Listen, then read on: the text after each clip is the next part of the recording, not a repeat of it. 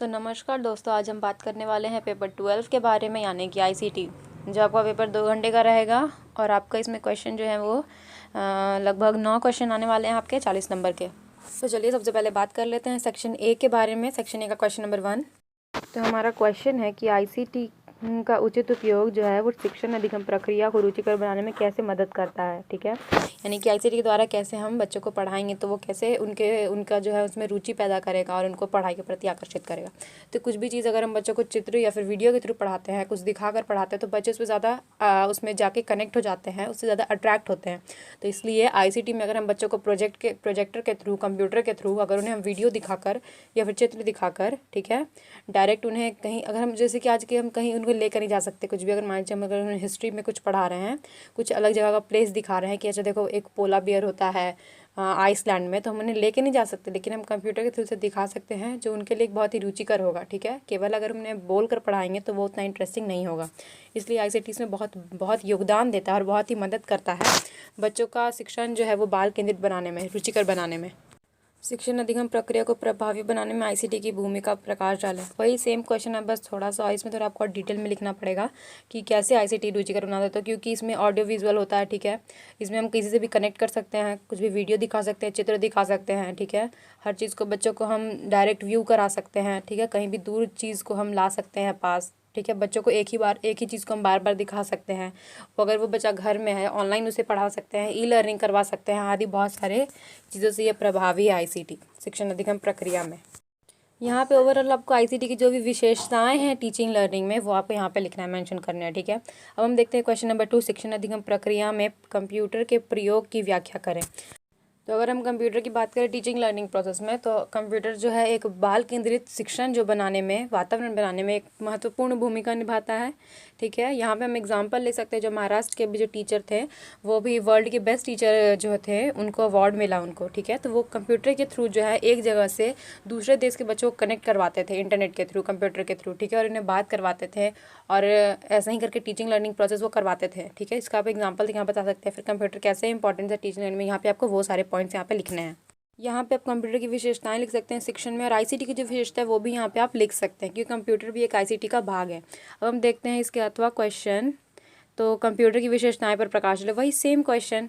Computer क्या विशेषता है? बच्चा जो है ये शिक्षण अधिगम प्रक्रिया में एक महत्वपूर्ण रोल प्ले करता है। बच्चों का वातावरण जो है वो बाल केंद्रित बनाता है, बच्चे इसे रुचिकर होकर पढ़ते हैं। ठीक है, फिर जो समावेशी शिक्षा भी इससे हो सकता है, क्योंकि जो सुन नहीं सकता या देख नहीं सकता उसके लिए ये बहुत तरह का माध्यम के रूप में उभर कर आता है। ठीक है, जैसे कि जो बच्चा सुन नहीं सकता या फिर देख नहीं सकता, तो वो ऑडियो के थ्रू उसके अंदर दिमाग में जाएगा बात। ठीक है, या फिर वैसा हम टीचर अवेलेबल करा सकते हैं इंटरनेट के द्वारा कंप्यूटर पे, जो उसकी भाषा को समझ सके और फिर वैसा उसको रिस्पॉन्स दे सके। ठीक है, बहुत सारे जो है इसमें मदद कर रहा है कंप्यूटर के कारण टीचर को पढ़ाना आसान हो जाता है। ठीक है, वो नोट जल्दी से बना के बच्चों को दिखा सकते हैं, या फिर बच्चे भी कंप्यूटर के थ्रू आसानी से समझ सकते हैं। इसकी कई विशेषताएं आप यहाँ पे लिख सकते हैं पॉइंट वाइज करके। अब हम बात करते हैं क्वेश्चन नंबर 3। तो माइक्रोसॉफ्ट ऑफिस क्या है, यहाँ पे हमें बताना और इसे एक्सप्लेन करना। तो माइक्रोसॉफ्ट ऑफिस जो है एक सॉफ्टवेयर है जो कंप्यूटर में यूज़ होता है। इस सॉफ्टवेयर को जो डेवलप करता है कंपनी, वो माइक्रोसॉफ्ट है, जिसके जो सीईओ हैं वो है बिल गेट्स। ठीक है, बिल गेट्स का नाम तो सुने होंगे, दुनिया के सबसे अमीर आदमी में जो पहले गिने जाते थे। फिलहाल अब वो नहीं है। चलिए अब हम देखते हैं माइक्रोसॉफ्ट। तो माइक्रोसॉफ्ट जो है इसके अंतर्गत बहुत सारे जो है सॉफ्टवेयर आते हैं। माइक्रोसॉफ्ट के अंदर भी बहुत सारे, जैसे कि MS वर्ड हो गया, MS एक्सेल हो गया, MS पावर पॉइंट हो गया आदि। ठीक है, तो MS वर्ड जो है वो रेज्यूम वगैरह बनाने के लिए यूज़ होता है, जिसमें एक आपको प्लेन शीट जो है वो देखने को मिलेगा। फिर उसके बाद MS एक्सेल जो है वो टीचर यूज़ करते हैं बच्चों का रिजल्ट बनाने के लिए। ठीक है, और फिर MS पावर पॉइंट जो है वो बच्चों को पढ़ाने के लिए टीचर उसमें स्लाइड्स बनाते हैं और उससे PPT भी इसको बोलते हैं, PPT बनाते हैं MS पावर पॉइंट पे, और वो बच्चों को पढ़ाते हैं उसके थ्रू। ठीक है, यही है MS ऑफिस, उसी के अंतर्गत ये सारे MS एक्सेल पावर पॉइंट आदि ये सब आते हैं। ठीक है, यहाँ पे मैंने आपको डिटेल बताया है। तो हम देखते हैं नेक्स्ट क्वेश्चन। ऑफिस ऑटोमेशन के विभिन्न सॉफ्टवेयर पर प्रकाश डालें। वही सेम चीज़ है कि माइक्रोसॉफ्ट की अभी जो मैंने आपको बताया ऑटोमेशंस, यानी कि MS excel, MS PowerPoint, WordPad, ये सब जो है उस पर आपको प्रकाश डालना है, उसके डिटेल बताना है। तो मैंने आपको बताया जैसे कि MS एक्सेल टीचर जो है रिजल्ट बनाने के लिए करता है, या फिर कुछ ऑफिशियल वर्क के लिए हम लोग जो रसीद लेते हैं जो कंप्यूटर से निकल के कहीं भी शॉपिंग में करते वक्त, तो वो भी जो है MS एक्सेल पर ही वर्क होता है वो भी। और फिर MS पावर पॉइंट का जो है टीचर पढ़ाने में PPT बनाने में यूज़ करते हैं, जिसके थ्रू बच्चों को पढ़ाना आसान हो जाता है। उसमें नोट्स यानी कि हाईलाइट करके या फिर पिक्चर्स ऐड करके उसका PPT बनाते हैं, और MS वर्ड पैड पर रेज्यूमे वगैरह बनाने के लिए यूज़ होता है। यहाँ पे आप देख सकते हैं पिक्चर में W से जो वर्ड पैड इंडिकेट है, X से एक्सेल और P से PPT यानी कि पावर पॉइंट जो है वो इंडिकेट कर रखा है, ठीक है। अब हम देखते हैं इस नेक्स्ट क्वेश्चन नंबर 4। तो यहाँ पे हमारा क्वेश्चन नंबर 4 पूछ रहा है कि MS वर्ड जो है, जो कि एक MS ऑफिस का एक सॉफ्टवेयर है, उसका उपयोग क्या है वो यहाँ पे बताना है। तो MS वर्ड जो है मेनली यूज़ होता है रेज्यूमे बायोडाटा बनाने के लिए। जैसे हम कहीं कोई जॉब के जाते हैं तो हम अपना बायोडाटा या फिर अपना रेज्यूमे देते हैं, अपना नाम, फादर्स नेम वगैरह वगैरह, या फिर हम स्कूल में ही जो देते हैं सारे अपने बायोडाटा के बारे में, अपने जो बर्थ कब हुआ, नेम क्या है, फादर्स नेम, मदर्स नेम, ठीक है, ये सब का जो क्या कहते हैं पेज पे जो हम लिख के देते हैं, तो वो अगर हम कंप्यूटर पे लिखें तो हम लोग सारा जो काम करते हैं वो MS वर्ड में ही करते हैं, ठीक है। आदि बहुत सारे इसके उपयोग हैं। बच्चे अपना जैसे कि ID कार्ड वगैरह हो गया, उसका फ्रेम तैयार करना, उसको मतलब कुछ भी जो हम लिखने वाला काम करते हैं A4 शीट पे रिटन वर्क, वो हम MS वर्ड में कर सकते हैं। लेटर लिखना या फिर एप्लीकेशन लिखना वगैरह वगैरह काम इसमें आता है।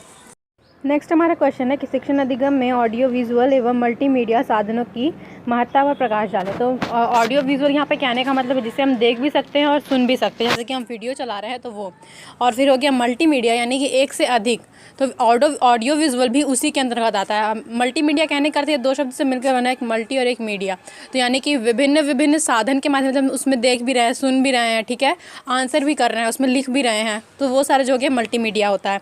तो इसका महत्व क्या है, तो इससे ये महत्व है कि कक्षा में समावेश शिक्षा का माहौल बन सकता है, ठीक है। बच्चों को अलग अलग साधन मिलते हैं इसमें सीखने के लिए, ठीक है। जो बच्चा देख कर भी सीखेगा, उसमें सुनेगा भी, और उससे उसके माध्यम से भी सीखेगा, मतलब पिक्चर्स को देख भी रहा है और जो सुन भी रहा है कि अच्छा पिक्चर्स में देखो ये चल रहा है, ठीक है। और फिर समावेशी शिक्षा में कैसे मदद करेगा, तो जो बच्चा, जैसे कि मैंने आपको समावेशी शिक्षा में पहले ही बताया था कि वो देख नहीं सकता, तो वो सुनकर उस चीज़ों को ग्रहण करेगा कम से कम, ठीक है। अब हम देखते हैं क्वेश्चन नंबर 6। तो स्प्रेडशीट का उपयोग हमें यहाँ बताना है। तो स्प्रेडशीट उसको कहते हैं जो MS एक्सेल पे जो पेज होता है उसी को स्प्रेडशीट या फिर वर्कशीट बोला जाता है। तो इसका उपयोग जो है विद्यालय में विभिन्न विभिन्न कार्यों के लिए होता है। जैसे टीचर अपनी सैलरी के लिए बनाते हैं कि किसको किसको सैलरी मिल गया, कौन कौन टीचर को, प्रिंसिपल को मिल गया, ये सब के लिए। स्टूडेंट का फ़ीस के लिए बनता है कि कौन कौन स्टूडेंट फ़ीस दे दिया, ठीक है। या फिर रिजल्ट बनाने के लिए किया जाता है, या फिर जो भी बच्चे का जो आकलन होता है साल भर, तो उसका डेटा रखने के लिए उसमें अरेंज किया जाता है। अगर हम कहें अपने आसपास मतलब सोसाइटी में क्या यूज़ होता है, तो हम देखते हैं जैसे कि दुकान में रसीद बनाने के लिए इसका उपयोग होता है आदि। इसके बहुत सारे उपयोग हैं। इसका अथवा में भी वही सेम चीज़ है, आपको यही सेम चीज़ लिखना है। अब हम देखते हैं क्वेश्चन नंबर 7 तो है हमारा सेक्शन B का। तो सेक्शन B आपको यहाँ पे 10 नंबर का रहने वाला है। तो यहाँ पे आपको बेसिकली बहुत अच्छे से आंसर लिखना है और कुछ पिक्चर्स वगैरह भी आप चाहे तो इसमें ऐड कर सकते हैं। वह क्वेश्चन ये है कि ICT का जो है विभिन्न उपकरण है उसके बारे में आपको यहाँ पे बताना है, और 3 जो उसके मुख्य उपकरण है या फिर उसमें से 3 आप सेलेक्ट करके उसके बारे में आपको डिटेल से बताना है। तो ये बहुत इजी रहने वाला। तो यहाँ पे हम कंप्यूटर का ड्राइंग बना सकते हैं, CPU का बना सकते हैं, और माउस कीबोर्ड वगैरह हल्का सा बनाकर, और उसमें या फिर पेन ड्राइव वगैरह का ड्राइंग बना करके जो आपको ईजी लगे उसका ड्राइंग बनाकर उसे आप यहाँ पर डिस्क्राइब कर दीजिए, ठीक है। ICT का पहले डिफिनेशन दे करके उसके बाद कंप्यूटर का जो है डिफिनेशन वो दे दीजिए, उसका फुल फॉर्म जो भी है वो सब, CPU का यूज़ क्या है, CPU माउस वगैरह आदि को यहाँ पे आपको बताना है और इसका ड्राइंग बना दीजिए। तो आपको ओवरऑल ज़्यादा मार्क्स आपको यहाँ पे मिलने के चांसेस हैं। अब हम देखते हैं क्वेश्चन नंबर 8। शिक्षण अधिगम में ना इंटरनेट की भूमिका क्या है। तो इंटरनेट के कारण जो है शिक्षा देना आसान हो गया है, ठीक है। जो भी दुर्गम क्षेत्र है जहाँ पे टीचर अवेलेबल नहीं हो सकते थे, स्कूल अवेलेबल नहीं हो सकता था, वहाँ पे आज मतलब शिक्षा यूट्यूब के थ्रू या फिर आप कह सकते हैं ऑनलाइन जो है वहाँ पहुँचाना आसान हो गया है। इंटरनेट का बहुत बड़ा योगदान है, एक तरह से क्रांति आ गया है सूचना एवं संचार तकनीक में कह सकते हैं, और शिक्षा में भी। इंटरनेट के कारण बाल केंद्रित शिक्षा, समावेश शिक्षा में मदद मिली है। शिक्षक को पढ़ाने में आसानी हुई है, बच्चों को कोई भी चीज़ समझने में आसानी हुई है, उसके कारण बाल केंद्रित शिक्षा का मतलब देना बच्चों को आसान हो गया है इंटरनेट के थ्रू ही, ठीक है। जो भी इंटरनेट के फ़ायदे हैं आप यहाँ पे अच्छे से बता दीजिए। अब हम देखते हैं लास्ट क्वेश्चन जिसमें बताना है वेब ब्राउज़र क्या है। तो वेब ब्राउज़र जैसे कि हम सब जानते हैं क्रोम है, गूगल है, जिसमें हम सर्च करते हैं, सर्च इंजन, उसी को वेब ब्राउज़र यहाँ पे कहा गया है। उसके फाउंडर बता सकते हैं, ठीक है। तो जैसे क्रोम के हैं ये सुंदर पिचाई, ठीक है, ऐसे करके आप यहाँ पे बता सकते हैं। और इसका क्या यूज़ है, आप क्या यूज़ करते हैं अपने डे टू डे लाइफ में, उसका यहाँ पे आपको बताना है। अब ई लर्निंग क्या है? तो ई लर्निंग है जो हम मोबाइल या फिर कंप्यूटर के थ्रू देखते हैं, जिसका सॉफ्ट कॉपी हम देखते हैं। जैसे कि हम ई बुक पढ़ रहे हैं तो वो भी ई लर्निंग में आ जाता है, हम यूट्यूब पे वीडियो देख रहे हैं वो भी ई लर्निंग में आ जाता है, ठीक है। मतलब जिसका हार्ड कॉपी नहीं, हम सॉफ्ट कॉपी यूज़ करते हैं, वो ई लर्निंग है, ठीक है। मोबाइल या कंप्यूटर के थ्रू जो हम यूज़ करते हैं। अब हम देखते हैं मोबाइल। तो मोबाइल क्या है? मोबाइल क्या है आप यहाँ बता सकते हैं, आप डेली यूज़ करते हैं, उसका यूज़ क्या है वो बता सकते हैं। इवन मुझे तो ये लगता है कि इस पर एक पूरा ग्रंथ लिखा जा सकता है। अब हम देखते हैं पेन ड्राइव क्या है। तो पेन ड्राइव जो हम यूज़ करते हैं स्टोर करने के लिए चीज़ें, ठीक है, कहीं एक दूसरे से ले जाने के लिए। जैसे हम पहले डीवीडी का यूज़ करते थे, सीडी का यूज़ करते थे, लेकिन अब पेन ड्राइव का यूज़ होने लगा है। जैसे हम लैपटॉप में या फिर मोबाइल में या फिर किसी भी चीज़ में डीवीडी वगैरह में हम लगाकर, प्लेयर में लगाकर हम उसे स्टोर कर सकते हैं, ठीक है, उसे सहेज कर रख सकते हैं। तो आई होप कि आपको वीडियो पसंद आया होगा, सारे क्वेश्चन आपको क्लियर हो गए होंगे। तो थैंक यू फॉर वॉचिंग, मिलते हैं नेक्स्ट वीडियो में।